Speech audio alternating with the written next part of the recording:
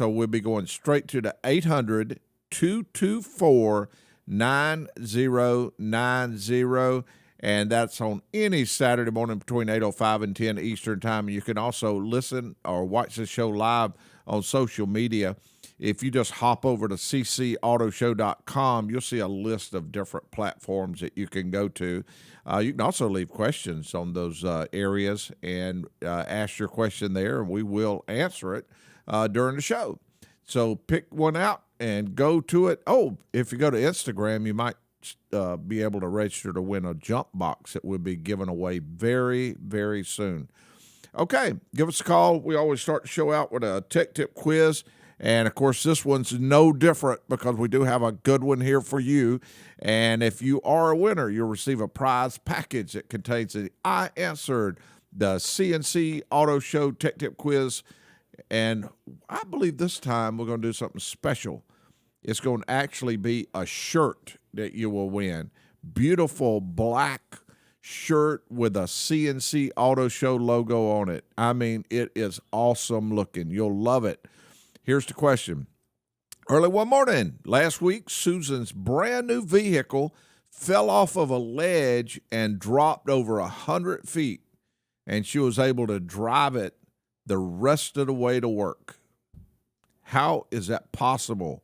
And if you know the answer, give us a call, and we would love to hear from you. And we are going to go over and talk to Malcolm. Malcolm has a problem with his 2012 Jeep Compass, something about the headlights. Let's see what they're doing. Hey, Malcolm, what's that Jeep doing to you right now? It is a 2012 Jeep Compass, as I told you, and it has the oh Lordy, remote start feature. It's all factory. Mm-hmm. And we noticed a few days back, or a few weeks back, actually, my wife tells me, the headlights would come on randomly at night or in the parking lot when she was at work. And, we said, well, let's go out and we'll check the key fob. So the key fobs work, the batteries are okay in them. What she noticed last night, and what I noticed last night, I checked it with my fob and her fob, is that when you locked it, it would unlock almost right away, and it would take 2 or 3 times for it to actually set and stay locked, but the lights would still come on randomly. You got any ideas? Yeah, it sounds like you may possibly have a door jamb switch that is not making a good connection. It's weak. And the crazy thing about some switches and some, well, you'd almost call that one a sensor, is that they can be temperature sensitive. So I think the reason that it's doing it at the later hours or in the middle of the night more than it is other times is because when the temperature gets down to a certain point, and it may, when it gets colder than a certain point, it may be fine. If it's warmer, it may be fine, but right in a certain temperature range might be when it is losing connection. I've seen horns do this years ago. We used to run into a fair amount of them, but somebody would say that they would, at about the same time every night, their horn would go off in their car and wake all their neighbors up, and they would have a fit. And horn contacts can do the same thing inside the steering wheel itself, where you normally would push the horn. They would be very close together, and as soon as the temperature got a certain point, they would actually touch and make the horn go off. Sounds like that's what you got. I would recommend having a vehicle scanned. The computer may have picked up something on it and set a trouble code. If it did, it would give the technician a place to go.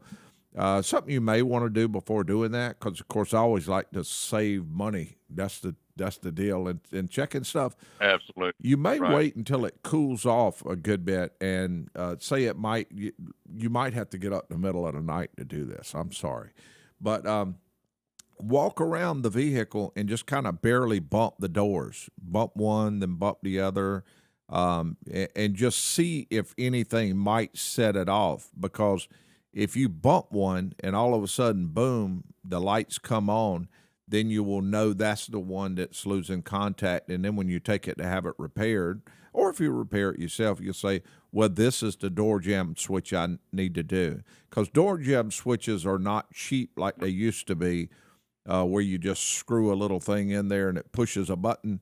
They're built into the latch assembly now, and you have to be a contortionist to change them. so Right. so you want to be Okay. sure what it Are is there before you any do it. relays or anything like that that I can check in? I'm sorry, say again? Are there any relays or modules that could possibly be a problem? You know, you do have a point there. Good shot. A headlight relay could cause that. And a couple of different ways to do that. You could do the same thing, wait until the certain time and kind of tap on the relays also. But another option you might be able to do is many of the relays are the same number, and you don't want to take any chance on swapping a relay that's not exactly as the other.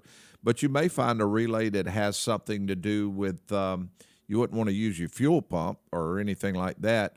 But a fog light relay or a different relay that really is not that important, and just swap it and try it for a while. If the problem goes away, you'll say, well, that relay might be. But a relay on headlights is a possibility that it could do what you're describing. Now, most other items on the car, it wouldn't, because most items would cut that relay, cut the power to that relay when you cut your switch off.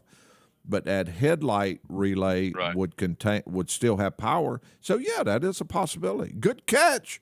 You need to be up here sitting with me,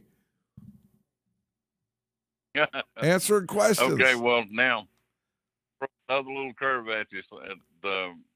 What about the door locks? With the door locks coming unlocked, what Well, do that's you think one of that the might be? reasons I 'Cause led that toward a door jamb switch. I think you may have a weak door jamb switch, I see. and a technician can actually have with their computer. Once the computer's hooked up to it, they can actually open a door, and the computer should say "door open," or it will have it on the screen there, and then close it. Now, if that technician closes the door and it still says "open," that technician can say, well, that's going to be a bad door jamb switch, and that's your problem. So all that can be tested on a computer, Right. but I do feel like you most likely have a door jamb switch that is not closing, making contact when it's closed, and then when the temperature gets down to a certain point, it's breaking contact also. Okay, all right. Thank you a whole bunch, Aaron. I appreciate it. Well, we thank you, and good luck with the 2012 Jeep. Have a great weekend. Okay, Yeah. we are, whoa, look at this. Man, that was a great call. I love that. All right, we have a tech tip quiz laying out on the table, and we also will be giving a lot of great fuel tips coming up in the near future. But we're going to need to pull over for just a second or two. And while we're pulled over, you can go ahead and be giving us a call and ask your question, and it'll be 800-224-9090. Remember, the older number will not work, so you want to use 800-224-9090. We would love to answer your question. Also, you can catch us live on any social media by going to ccautoshow.com, and we will be right back after this. And we are back with you. And when I find something that I really enjoy doing that's a lot of fun, I like to mention it, because there's a lot of times that others may enjoy doing something similar to that. And I love being around a lot of good people. And one thing I found is that when you're at car shows, you can be around a lot of good people. And so I tend to try to find out where the car shows will be, and I try my very best to attend as many of them as I can. And here's an example. In this area, just today, we have two great events going on. One of the big ones is going on right now, and it's the Coffee and Cars, and it is it's not far from here, and you can go down to the downtown Judicial Center and enjoy looking at some absolutely beautiful cars. It runs from 8 to 10. And just fantastic people there. You can actually just pull right in and enjoy yourself. Very inexpensive, enjoyable, fun, family friendly, just a good thing to do. Now, the second show in this area that we have is the Summer Nights Cruise In. And it's a night of beautiful cars by the Road Angels. And it's tonight from 5:30 to 9, and it's at the French Market Grill in this area. It's at 368 Fierce Ferry Road. Again, a lot of really good people. Now, the reason I mention that on this show is high probability there's a car show going on in your area somewhere. So wherever you're listening to this from, check on car shows and go out. Look at those cars. It's just such fun, and you'll meet some of the nicest people you ever thought of. Okay, we have a tech tip quiz that's laying on the table, and we are answering automotive questions. We're going to be sharing some fuel saving tips. Let's go over to we will go over to JJ, and JJ has a Ford Flex that seems to be acting up with him a little bit. JJ, what's the Ford Flex doing? Well, I got a misfire on cylinder 1. It's kind of a weird thing. Check engine light came on and didn't do anything. And I stopped and got it scanned, and it said it was the first cylinder, ignition coil, possibly spark plug. So replace all the spark plugs and that coil pack, and it's still doing the same. Let me tell you the strange thing about it. I get in and I go to work about 10 miles, right? So I drive all the way to work, drives like a top, no problem at all. Mm-hmm. Drive back home, drives like a top. I stop at the store, get back in it, starts flashing and misfiring again. After all that maintenance was done. And the other funny thing is, I just yesterday decided I was going to drive it further than that 10 miles. So I drove it like 30 miles, nothing happened. Sure enough, as soon as I stopped, turned it off, got back in, started misfiring again. So now the person I got working on this says they think it may be the fuel injector, because the secondary code, the P0201, says injector circuit is open on cylinder 1. Mm-hmm. So I want to know if I'm wasting my time putting the fuel injector in there, or is it something crazier? Because it's like does this exact same thing every time. Just drive it, drives like nothing wrong. Stop, get back in to turn on, and it starts missing. Yeah. Now, it could be a fuel injector. That is a possibility. There's two things that come to mind that can cause that problem. One would be that once the engine has been running, the engine gets hot, the fuel Right. itself in the rail is hot, then you cut the vehicle off and fuel drips out of that injector into that cylinder. It cranks up. Now, usually if that's the case, the engine will run rough for probably about 3 or 4 or 5 minutes, and then it'll smooth out and run smooth again. But that is long enough to set a code. Is that similar to what yours is doing? Well, it is, but as far as when it does start missing like that, it doesn't smooth out. I mean, but I haven't really, I've been kind of afraid to drive it too far. I've just been driving it back and forth to work. Uh-huh. And yesterday I decided I'd drive it further just to see if it would do it when I was going down the road. Mm-hmm. And it's been going on for about a week. And like I said, we replaced all the plugs, replaced that coil pack. But just like clockwork, I can drive it and then stop at the store, whatever, get back in it, goes to flash and misfire. Okay. And you And did say that I you drove it a whole bunch of miles to make it smooth out. Uh-huh. Go ahead, I'm sorry. And you did say you replaced the coil on that cylinder? Yep. Okay. Yep, the coil pack was replaced. We're getting ready to replace the fuel injector today. I'm just wanting to know if I'm wasting my time or it needs a bigger. I'm not home. I'm from there, from Martinez, but I'm working in Florida.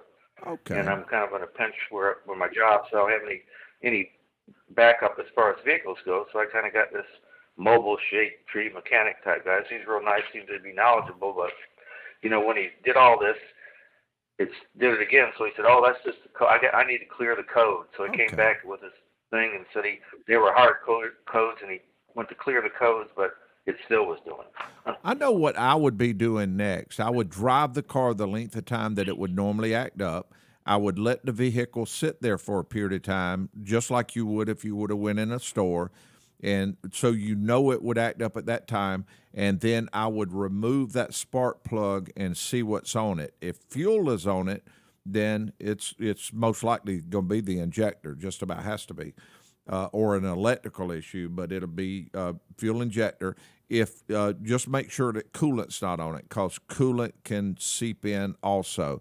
Find out what's on that plug before you replace the injector. You don't want to waste money on an injector.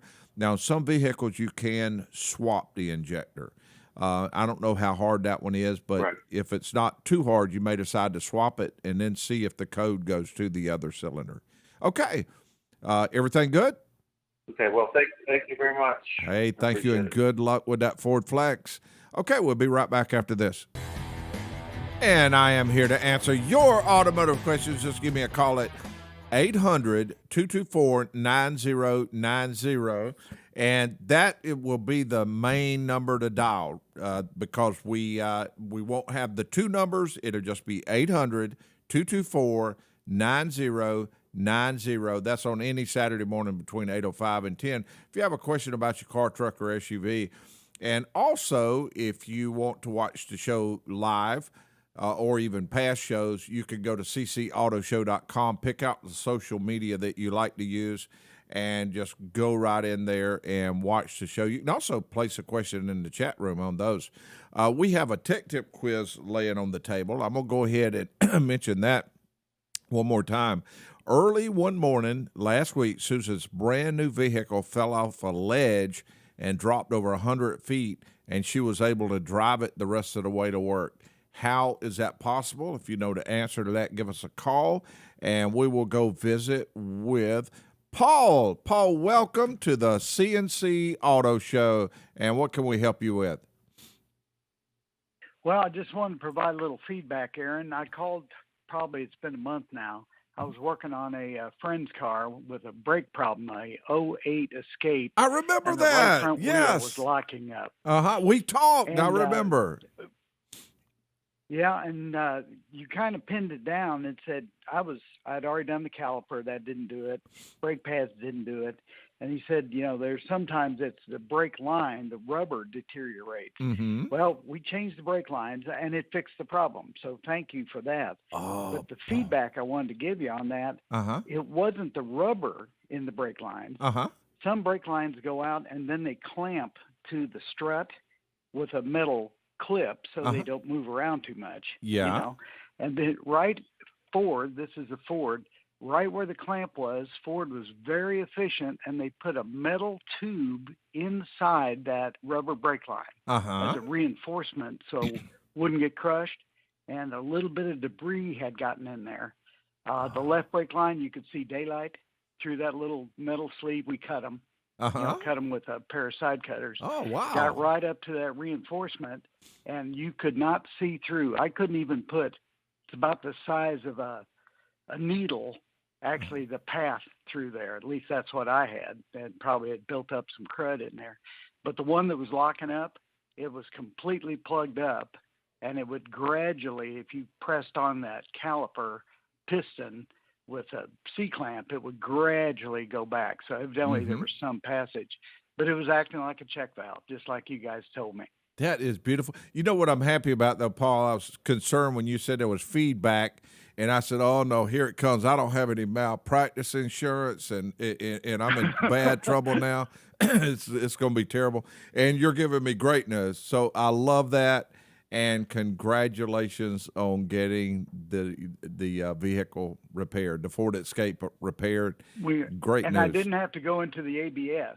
I thought I was going to have to go into ABS. I've never had a brake line go bad on like Hondas and Toyotas. Yep. But this is it's a 15-year-old car, and it wasn't the rubber that deteriorated, but it was just that little bit of, they probably didn't keep the brake fluid clean. Yeah, and that happens. And what happens is the inside of that old caliper probably had some gunky stuff in there. And then when you try to push the caliper back in, it pushes that gunky stuff back up in that little spot. So that can happen. She was plugged up tight. That was the deal. Well, that is great. Well, that's great news. So thank you. I appreciate it. Hey, Paul, I really appreciate that. And thank you for listening to the show also. out here. Okay. All right. Okay. The number to call is 800-224-9090. If you have a question about your car, truck, or SUV, you give us a call, and we will go over and talk to James. James, welcome to the C&C Auto Show. Good morning. Hey. Oh, Jim. I'm sitting right here. Can you hear me? Yes, I Can can. you hear? All right, good. I wanted to talk about two things. Absolutely. One, gas-saving tip, and number two, tire pressure monitoring system question. Take them in whichever order you want. Well, I would like for you. You normally take a good shot at the tech tip quiz, so if you could add that in there, and we'll just jump right into it. Let's go after tire pressure monitoring system first. Okay. I drive older cars, but I now have one that's new enough to have come into that era of a tire pressure monitoring system, and it actually went on the other day, which was good because I had a nail, or in this case a screw, in a part of the tire you really couldn't see too well. And I fixed it, and the nice thing was when I fixed it and put the right amount of air in it, I didn't have to go reset the thing. I thought I was going to have to go someplace and go through that, push the brake, blow the horn, ring the bell, kick the cat series, but it reset itself, which is great. But I have a relative, coincidentally, who's having a bit of a chronic problem with it. And here's the question. His is coming on and not going off, and tire pressures are rock solid. So are these automotive systems, these TMPS systems, sophisticated enough that you can actually poll or ping the tire sensors that are buried inside the wheel area there to see if their voltage is adequate, if they just simply need to be recalibrated? Because I think they're pretty expensive. Of course, you got this amount of tire to get in there and change them and so forth. So have we gotten to that point where they can really tell you what's wrong with them when the tire pressures are correct? Yes, and it depends on the system, but there is a little tool. I don't even know who it's made by. It's green. There's a name on it, but the guys go over to each wheel. You'll hold it near the wheel, and boom, it'll identify it and know that it's in there, know that it's transmitting, and they just go around to each one of the wheels, and then there is a reset procedure. Now, on many cars, the reset procedure, you don't even need a piece of equipment, of course, just like yours. Some vehicles, it's just a matter of saying drive it for less than a mile. Others you might add air, and immediately it will show the amount of air that's in the tire. So all of them don't need to be reset with a piece of equipment, but some do. But the answer to your question is yes, you can ping each sensor and know that what it's doing. Now, also, I'm going to mention one other thing. If someone has a problem with their light coming on and off sometime, some vehicles also monitor the spare tire. So don't forget about making sure that the spare tire has plenty of air pressure or the proper amount of tire pressure. Okay. He's got a 2010 Ford, so it may not have the latest and the greatest, but I guess he needs to take his vehicle through whatever explanations it will give you on its own. If it doesn't tell you which tire the problem is, then this handheld device, which is apart from the vehicle, will go around and not only help you recalibrate it if you need to, but it also tells you what's going on in each monitor, whether or not it's talking, let's say. It will, and I will mention one other thing. Usually, though, if a sensor does go completely out, the TPMS light will flash. It won't just stay on steady. So if you see a light flashing on and off, that means that you most likely have either a module issue or most likely a sensor issue in one of the tires. But if it's just on steady, it may just be a matter of doing it. Hey, Jim, would you hold on just 1 second? And we will be right back with you. And Jim will be giving us a fuel-saving tip as soon as we return with the C&C Auto Show. I want to mention that we have a deal going on Instagram where we will be giving away a jumper box. And with that jumper box, we've received a medium amount of people registering to win this jumper box here at the shop, but we hadn't gotten that many on Instagram because we started a new page. So if you get a chance, go over to Instagram, sign up to win that jumper box because we're going to be giving that away in the very, very near future. Probably sometime this week, we'll have a random way of finding a winner for that. And we will go back over to Jim. Jim, welcome back to the C&C Auto Show. We talked about your tire pressure monitoring system issue, and you also have a fuel-saving tip for us. Is that right? I do. All right. And I'm hoping you're going to give us an answer to a tech tip quiz also. Well, I can give you an answer. That's right. It won't be necessarily by any means the answer. Well, we're ready for you. Anyway, how about a fuel-saving tip? This falls into the category of a short pencil is better than a long memory, and we have endeavored to take advantage of that theory when we have our household has errands we have to run or things we're going to plan to do. We try to put them on a piece of paper if necessary so that we have a circuit, because not only does that save you some time and frustration of backtracking, it nowadays saves you obviously expensive fuel. So make sort of a milk run out of the day so that you go point A, B, C, D, E, and a bit of a route that brings you back home, saving time and money.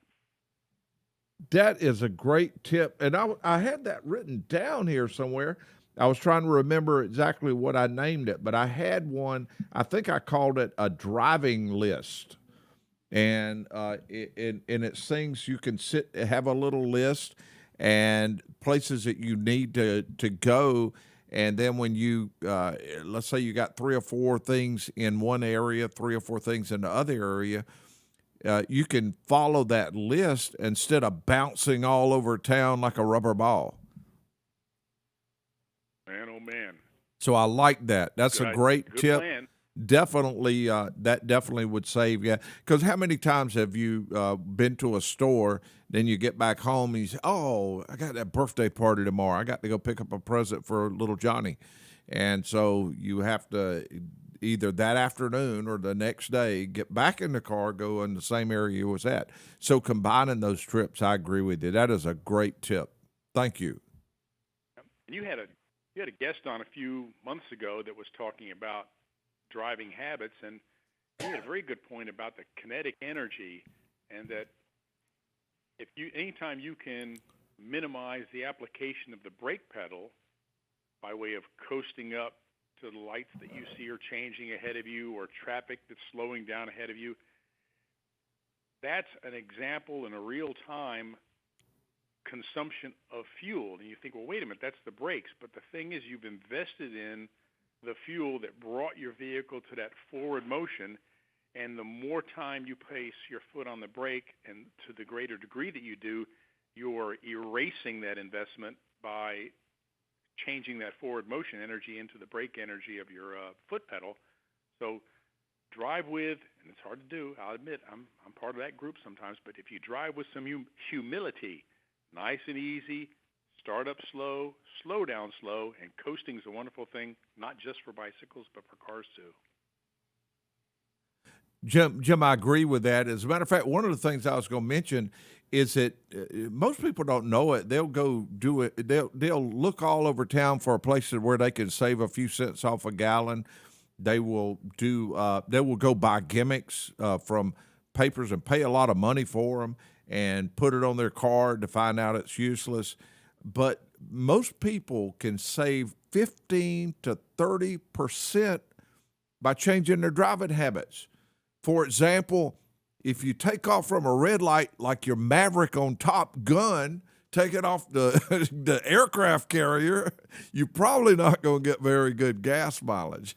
But Jim, one thing that I thought might be kind of neat, this is something I've enjoyed doing, is instead of taking off from that red light like you're going off the aircraft carrier, instead take off in a normal way and get some enjoyment out of timing the lights.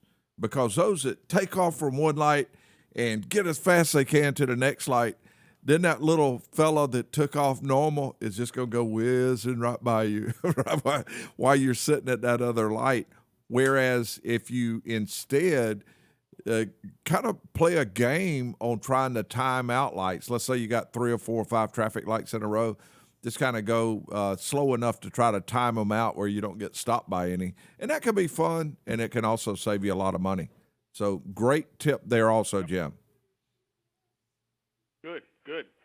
So would you like a wrong answer to your question? Well, I'm going to put you on stage real quick. Hold on. I'm going to read the question. Early one morning last week, Susan's brand new vehicle fell off a ledge and dropped over 100 feet, and she was able to drive it the rest of the way to work. How was that possible? We have Jim getting ready to answer the question. You are on stage, and what is the answer to today's Tech Tip quiz? Okay, the Tech Tip quiz analysis team over here has been working hard on this. Mm-hmm. So it's probably going to be a fairly wrong answer. But here we go. I'm not going to worry about it being a new vehicle, although maybe I should be. That could be in the criteria. But you said early in the morning, and we have a relative who lives in an apartment complex, and they have a parking garage that actually has an elevator in it. 100 feet means it would probably be about an 8-story building, but it could be, since it's early in the morning, since you mentioned, we thought it could have been like our relative. Early in the morning, drives the vehicle to that spot, and then they push the button, however it works, and it comes off that ledge on that floor and drops, in this case, 100 feet to the ground level, and off they drive to work. Oh, almost like a Carvana type deal, to where it just kind of drops down that way.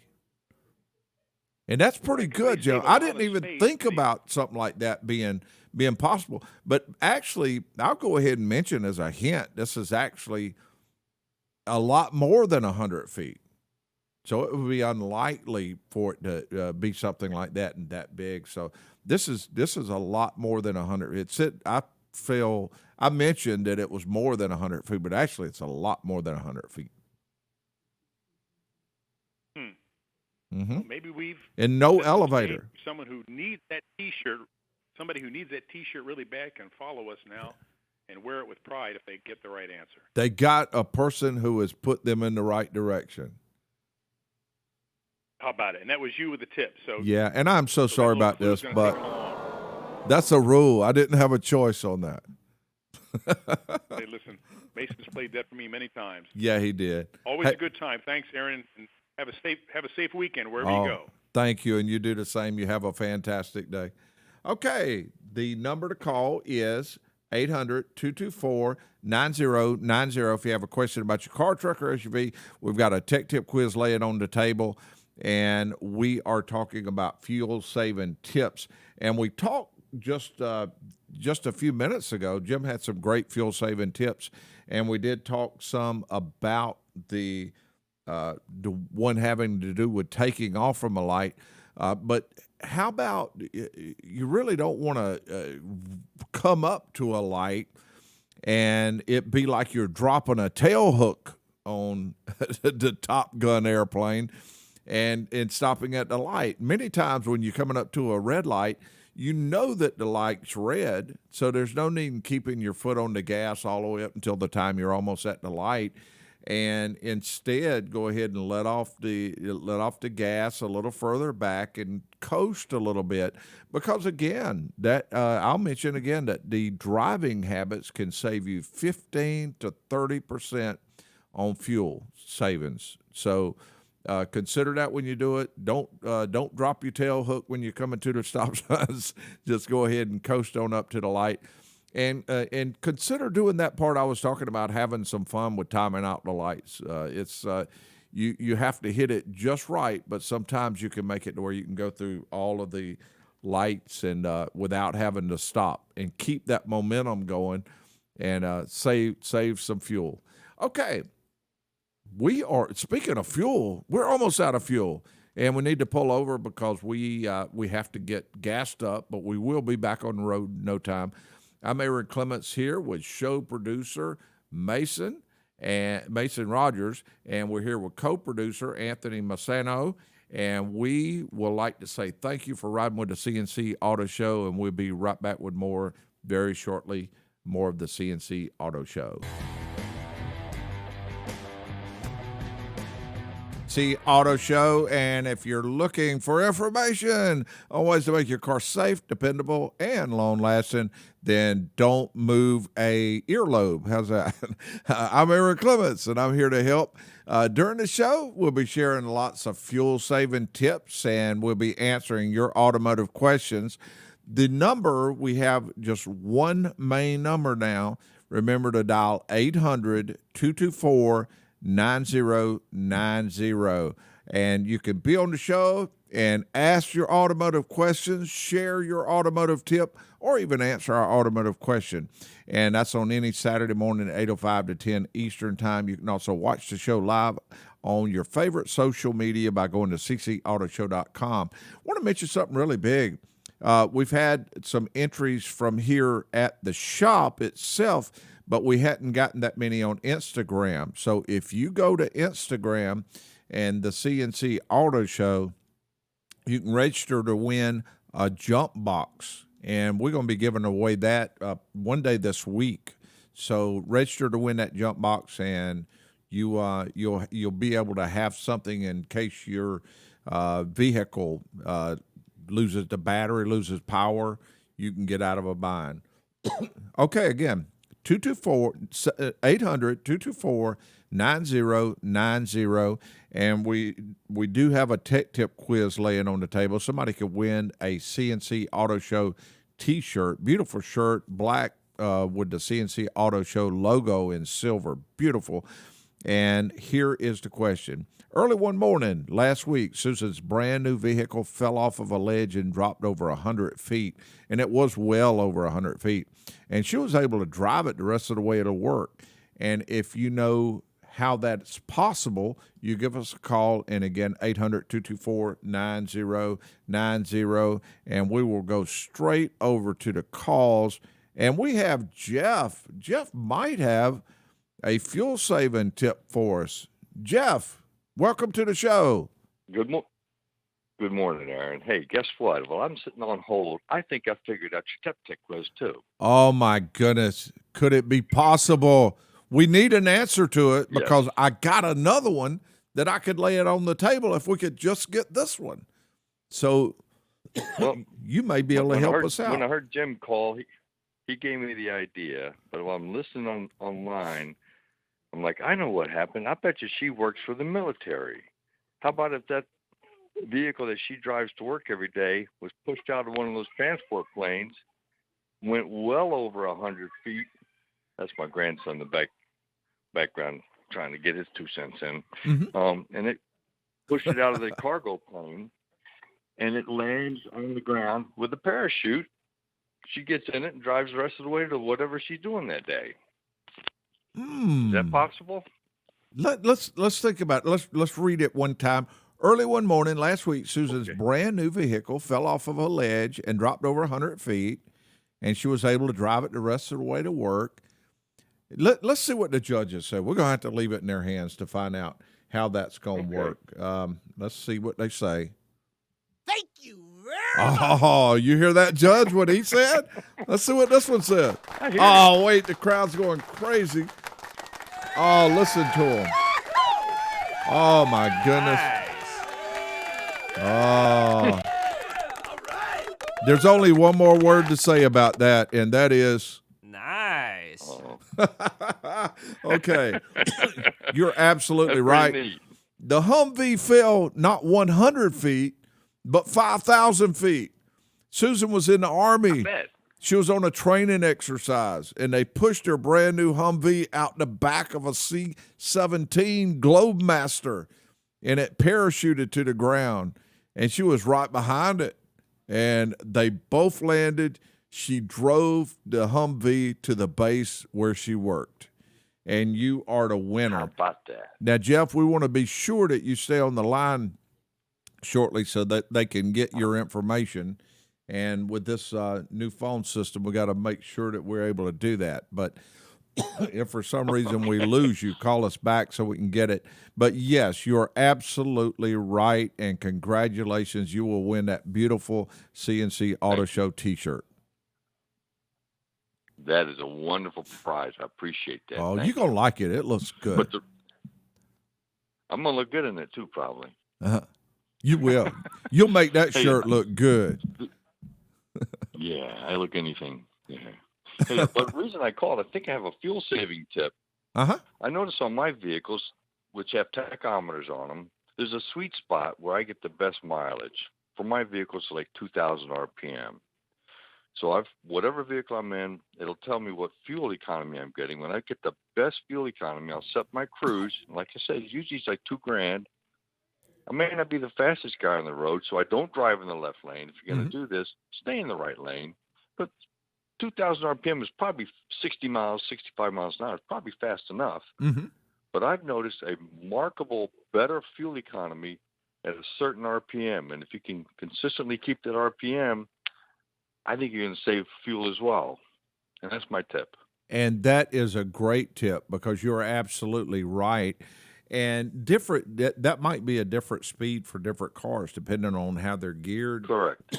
And that's part of the reason behind a CVT transmission, a variable transmission, is because you don't. They're able to program it for so many variables. It's an infinite change of gears. So I agree with you 100%. That is a good thing. And what you're doing, excuse me, it sounds like you're kind of having fun with experimenting on ways to get good gas mileage. And I think that could be a good thing. Correct. Very much like I was talking about doing when you're timing traffic lights, as opposed to just speeding up to one, putting on the brakes. Make it kind of fun. Just say, well, I'm going to back off a little bit and see if that light had turned green before I get to it. And it can be fun, and it can save you money. Yes, sir. I agree. Great tip. I'm going to put you in a area to where I'm hoping that the producer can pick up and get your information so that we can get you a shirt to you. And Jeff, I want to say thank you very much for answering the Tech Tip quiz today. We appreciate that. Hey, thanks for. Thank you. Oh, I accidentally hit the button before he was finished. Okay, so we did get an answer to that Tech Tip quiz, and we will go to the next caller. We will go over to Andy. Andy, and welcome to the C&C Auto Show. And what can we help you with? Good morning. Good morning. Yes, I have a 2001 Ranger. The cruise control buttons deteriorated, and I bought a replacement set of switches. They were still working, but when I put the new ones in, they didn't work. I put the old ones back in, and they don't work now. Mm-hmm. And I'm wondering if maybe I've got a problem somewhere in the wiring harness itself further down the line. Well, I don't know how to check that. Of course, one of the things that I wonder about is if that model has to be reprogrammed when you take one out. Now, that wouldn't explain why the old one didn't work anymore.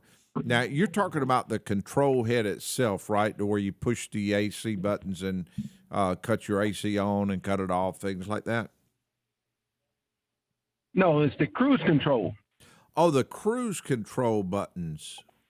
Okay. Yeah, the little switches on the steering wheel. Oh, I know. Yeah, and those do get deteriorated over time. I've seen that. Okay. I will have an answer. I tell you what we'll do. We're coming up on a break, and I'm gonna put this in front of our large area of people that we can talk to. It's a room, full of people just waiting for your questions so they can look it up, and then we're gonna come right back to you. Sound good? I made all that up. Actually, I'm gonna find out an answer. I'm gonna call my friend. All right, we'll be right back after this. And we are back with you with the C&C Auto Show. If you have a question about your car, truck, or SUV, you give us a call. That number, 800-224-9090. And we were talking to Andy. Andy, from what I understand, on your '01 Ford, you were placing the buttons that worked your cruise control, and it was working before you put a new switch on the new buttons, but then you put the new buttons on and it wouldn't work, and so you put the old ones back on, it still wouldn't work. Does that sound right? That's correct. It's not the buttons themselves. It's the whole unit. It bolts, it screws on, and the padding on it had deteriorated when, in fact, I bought the truck used and it had already deteriorated. And I got to the point where I was going to check. And I went to Ford and they wanted about $200 for them. And I found them online for about $30. So I went ahead and ordered them. Looked on YouTube to how to change it out, and I didn't break any wires or cut anything like that. But once I plugged it in, neither one of them worked. I replaced the old one back on it, and it wasn't working either. Okay, and so I don't know whether I've got. You are pretty much positive that it was working before you changed it, right? Oh yeah, cruise still worked. It's just that I had to put the actual button and the lights had died on it. Okay. Instead of beating around the bush here, Andy, I'm gonna go ahead and tell you, I don't know what's wrong with the doggone thing. I don't know. No. That is kind of odd. My first thought when you were first talking was, does it need to be reprogrammed? But no, not on that year model and not on that part. I called my friend, and he works here with me, and this is what we do all day long with each other. That's the reason it's good to have a shop. When you go to a shop with a lot of different people, or even when you work at a shop with a lot of other people, you got a lot of opinions. You got a lot of experience laying out there. And so I called Kevin on the phone and asked him the same question. And, he answered it the same way I did. Aaron, I don't know what in the world's wrong with that one. And we don't. I don't understand why the old one wouldn't work again when you put it on. I can tell you that we do run into a lot of clock springs on that. You didn't have to take the steering wheel off the car, did you? No, I didn't, but I had to take the horn switches out. And they had pieces of plastic on it that fell out, but it was still working. The horn part still works. Okay. So the horn does I don't work, know whether that and was... you're not seeing any airbag light on or anything like that? Nothing like that, no. Okay, all right. The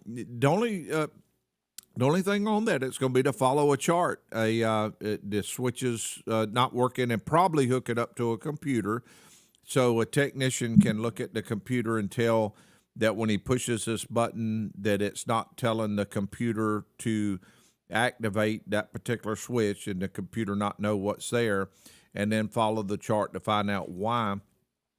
Kevin did ask me to tell you to cut the light switch on and see if the little lights light up inside the switch. Nope. They don't. That's the first thing I checked. Okay.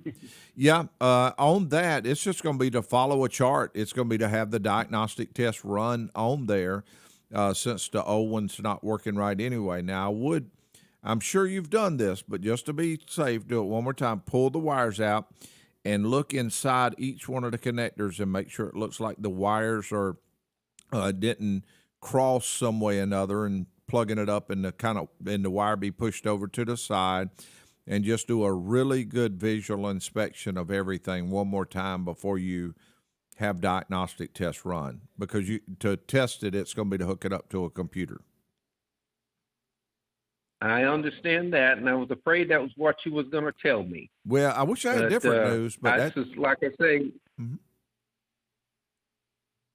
Well, my suspicion was that I looked at the terminals on it. The terminals look like they're in good condition, but unless there's a possibility that there's a wire loose on the terminal in the steering wheel itself that's Mhm. broken off. That's what I was thinking. Yeah, and that is a possibility. Which means you got to pull the whole thing out, right? That sounds right. Yes.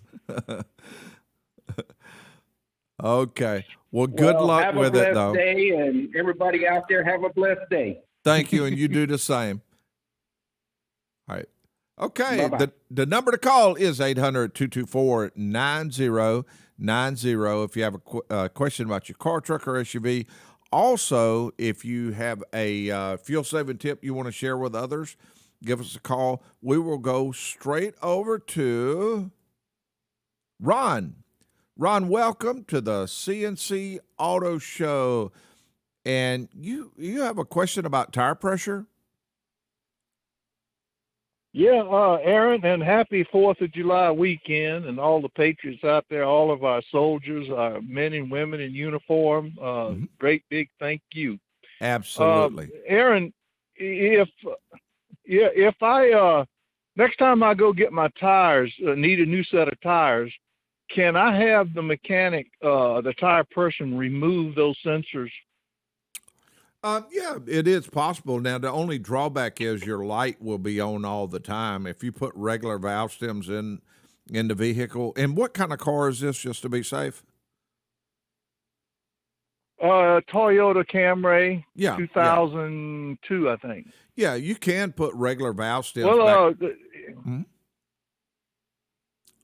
yeah, I was just thinking if it's a light issue, don't they have pins in the harness to where I could go into them and find the right pin and take it out of its socket and disable the light?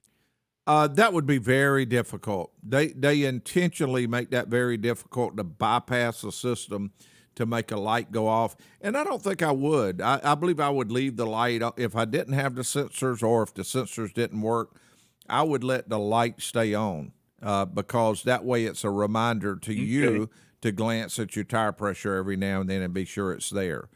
And, of course, I'd find out what's wrong with them first. It may not be that bad as far as something that's wrong. It might just be one sensor needs to be replaced. But, yes, you can do the replace them with regular valve stems if you wanted to. Yeah. Yeah, that's the thing with the new technology. Those things are going to go out. It's just a matter of time before their life ends, and then they want the consumer to spend what, $1,500 to replace them? Hey, I'm gonna put you on hold. How just much a second. gas would that buy? Yeah, a bunch. I'm gonna put you on hold a second because I want to ask one other thing. We'll be right back after these questions. And we are back with you with the C&C Auto Show. If you have a question about your car, truck, or SUV, you give us a call, and that number is 800-224-9090. And I want to remind you that we Coffee and Cars, if you, whatever area that you're in, that you're listening in, there's a possibility or a high probability that there's a car show going on somewhere. And for instance, in this area, we have Coffee and Cars going on from 8 to 10 to this morning. It's over at the Downtown Judicial Center. Wonderful group of people, just a lot of absolutely beautiful cars. Urge you to go by there. And tonight in this area, we'll have the Summer Nights Cruise In. That's with the Road Angels, and that's at the French Market Grill, West 368 Furious Ferry Road, and that's from 5:30 to 9 tonight. And that is the Summer Nights Cruise In. Wonderful people, and wherever you are, there's a high probability there's a car show somewhere. So tune in and check on it, find out where one's at. Good, fun, friendly, family-friendly entertainment. Okay, we'll go back to Ron. And Ron, I ran this past our panel that we have in here, which includes me. So with your tire pressure, I'm a strong believer in leaving lights on. If you disable something, just let the light be on. For instance, airbag light, if it's on, leave it there. So each time you get in your car, you'll see where the airbag is not functioning. You'll know to make sure your seatbelt's buckled up good until you decide to do something with it. Yeah, that's a good idea. But some people are real sticklers with lights. The lights drive them nuts. Mm-hmm. And in this modern day with these newer vehicles, you got bells, whistles going off, lights flashing. Yeah. Everything but ambulance painted on the side of your car. Just as some fuel saving tips. What I like to do if I got to go to the store or do any kind of grocery shop or anything like that, go in the early morning or late in the evening, off hours, to where it's cooler and you're not running that air conditioner as much that's going to be sucking up that gas. Mm-hmm. Another thing, to save money, a lot of us would have this idea, well, I'm just going to put a few gallons of gas in my car, that I need. You're going to make a big mistake if you run that fuel pump in your fuel tank with not enough fuel in it to cover it up to keep it cool. If you want to look at a $1,000, $1,500 repair bill, go ahead and fill the vehicle up, take the hit, and then next time when you're ever at a store or a gas station, top it off and get it back up to full. It might not take 3 or 4 or 5 gallons, but put it in there, top it off, and that way you're giving it the idea that you're not putting all that much money into it. Mm-hmm. But the main objective is to keep that fuel pump cool. Yes. Once if it runs too long without that cooling gasoline around it, it will burn out quick. Yes, I do. Guys, look, I love your show. Y'all have a great. Hey, thank you. I'm sorry. Thank you, Ron. Well, I was just going to mention you're absolutely right. I like to keep the fuel at least a quarter of a tank, and that'll keep the fuel pump submerged in the fuel, and it does keep the fuel pump cooler. But also, it gives you a good feeling if you're ever riding along and you all of a sudden find that you're low in gas, and then you realize there's not another gas station for another 10 miles or 15 miles, and you have to be on pins and needles. And then on top of that, Ron, it seems like when that happens, it's always when you also have to go to the restroom. So it's all hitting you at one time. You're on the expressway, your gas gauge is low, and you have to go to the restroom, and that could be stressful. It really can. Yeah. I'm sure you've been there. I always ride with an emergency. Yeah, I always drive with an emergency kit in the trunk, and it includes toilet paper. Ron, you didn't have to share that with us. We didn't need that. I didn't. Hey, we appreciate it. Thank y'all you. Take care. Y'all have a great weekend.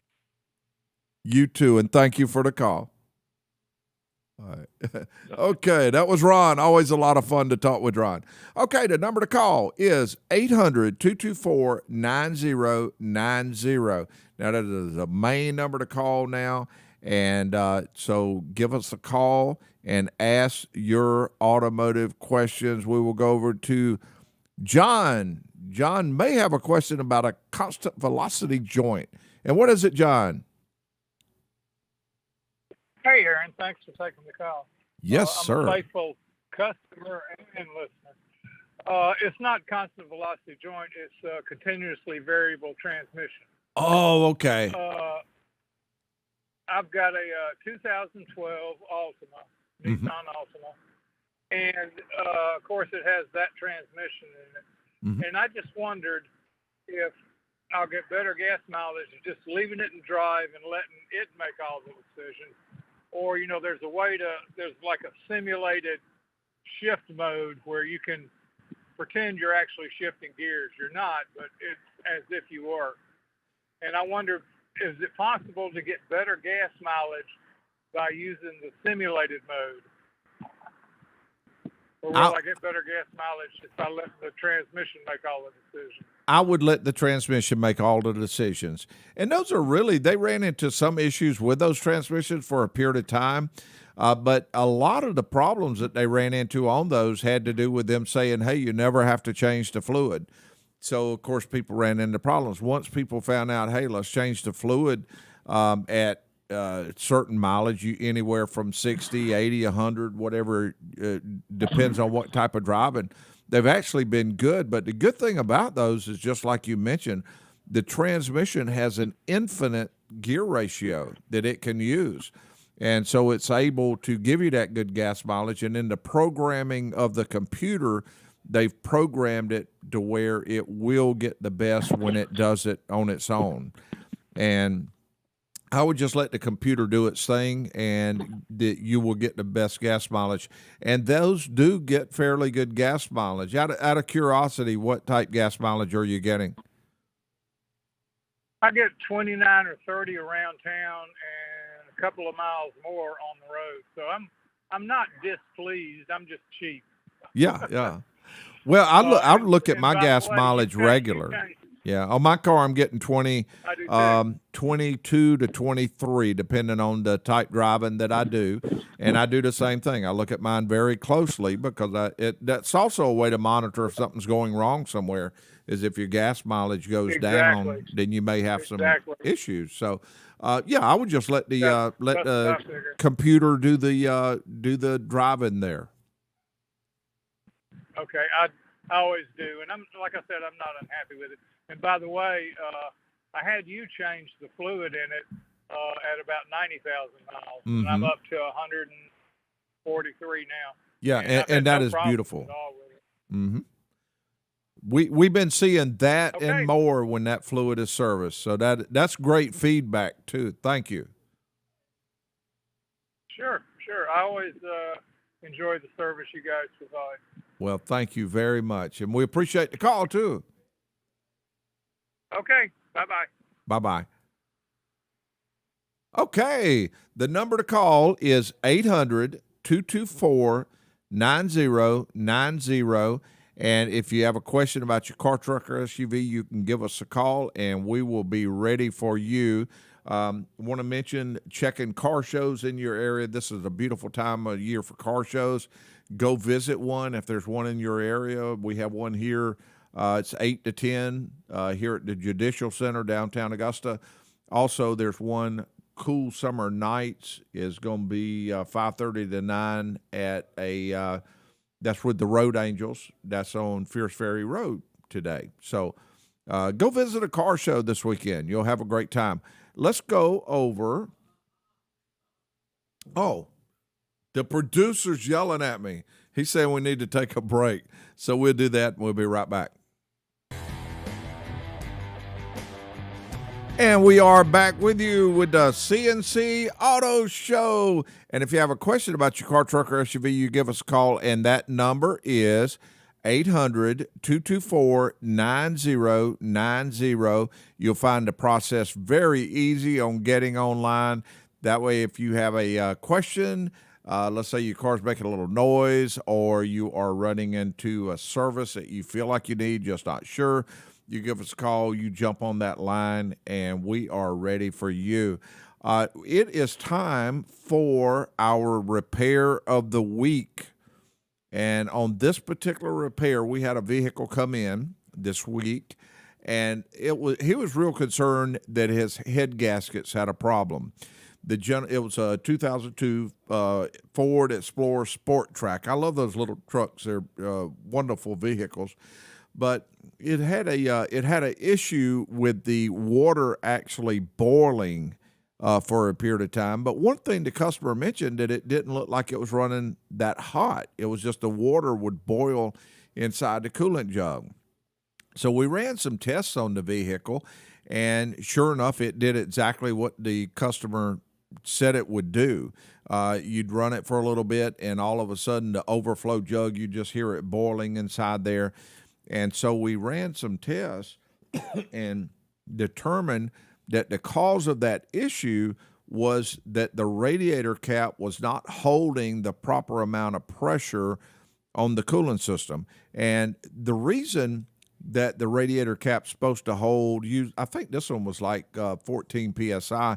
The reason the radiator cap is supposed to do that is that when you increase that pressure on the system, then you increase the boiling point on the system. And so if you got a bad cap, there's no pressure on the system, so the water can actually boil at 212. You got a good cap holding that pressure on there, then that water wouldn't boil till it gets up to in the 235, 240 range or more. And that's one of the reasons that they put the caps on there. So I went to O'Reilly Auto Parts. We got a Motorrad thermostat for the vehicle. We put it on. We ran the vehicle for a certain amount of time. It did build up pressure after that. You could actually squeeze the hose until it was under pressure, and no more boiling into the overflow. And instead of the gentleman needing a complete head gasket job like he was suspecting, it was a radiator job. The whole deal was like $75 or something like that. It was very inexpensive repair.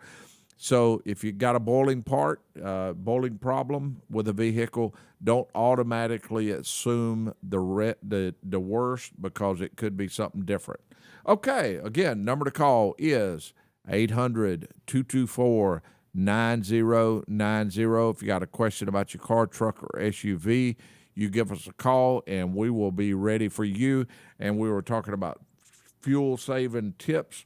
And one of the ones I'm going to mention is having to do with the premium fuel. If your car does not call for the higher octane fuel, there's absolutely no need to use it. It don't do anything extra for your car.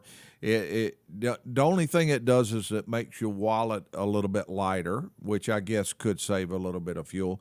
But if your vehicle calls for regular, but it don't run well on regular, then something's wrong with the vehicle that needs to be addressed. You may have some carbon buildup in the system, and you need to address that issue.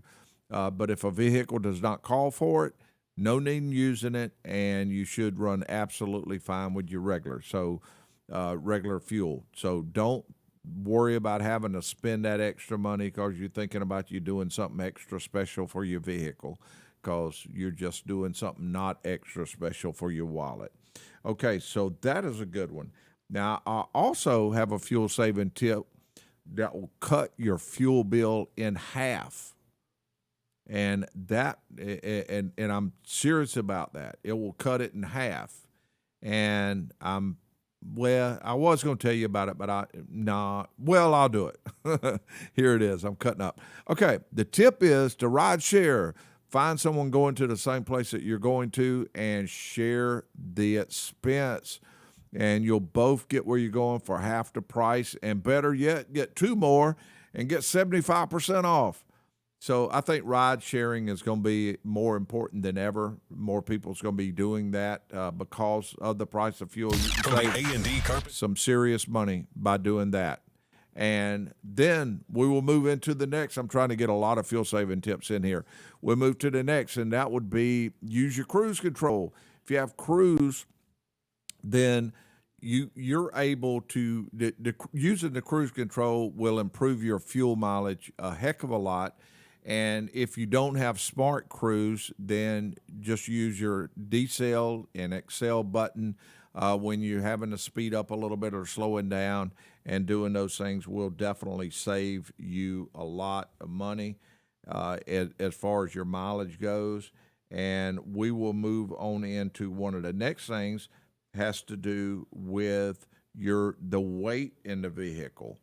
And remove all that unnecessary stuff that you got in the car. If you don't need something in there, don't carry it around forever in there, and store only the essentials in the trunk, maybe a little emergency kit, a few tools, things like that. And less weight means better mileage. And I know it makes you feel good to have those golf clubs sitting back there, but there's just no need in hauling them around when you're only going to use them on the weekend. Now, I'm kidding about that one. Because I know the golf clubs make you feel good during the week to know they're back there. So go ahead and just leave your golf clubs back there, and you can carry those around, but everything else take out. Okay, the next one we'll go to is combine. We talked about this a little bit earlier. Combine those trips. Make a driving list. Write down all the things that you'll need to take care of with your within a certain area. And then when you're out in that certain area, you can take care of all the things that's on your list for that particular spot. And you're able to save a lot of fuel, and you won't be bouncing all around town and doing different things. Another good fuel saving tip, and I am putting a lot of them out there at one time, but I want to get them done. You can save a lot of fuel by avoiding the long line at the drive-through by just walking inside, and that'll not only save some fuel, but it'll also burn off some calories. And you'll and not to mention, a lot of times if you walk on the inside, so many people are wanting to use the drive-through area for whatever it is, whether it's a fast food restaurant or a bank or something else. That the line out there will be very long, and you'll be having to let your car idle for long periods of time. Whereas you can just walk inside and be one of the first people in line when you do that. So don't hesitate to go into that line. We'll go to another one. We will go to the air filter. A clean air filter can improve gas mileage by as much as 10%. Nearly 25% of all the cars could use a new air filter. Replacing a dirty air filter can save you 39 cents a gallon, or you can take 23 more miles or go 23 more miles on a typical tank of gas. So that's some fuel saving tips. There's a lot more. We might cover some more next week, because I think it's going to be real important for us to find ways to conserve fuel. But speaking of fuel, we are low on fuel here. The clock's on E, actually, and I need to pull over for now, but I'll be back on the road in no time. I'm Aaron Clements with show producer Mason Rogers and producer Mason Rogers and co-producer Anthony Massano. And we would all like to say thank you for riding with the C&C Auto Show, and we'll be back on the road with another C&C Auto Show in no time.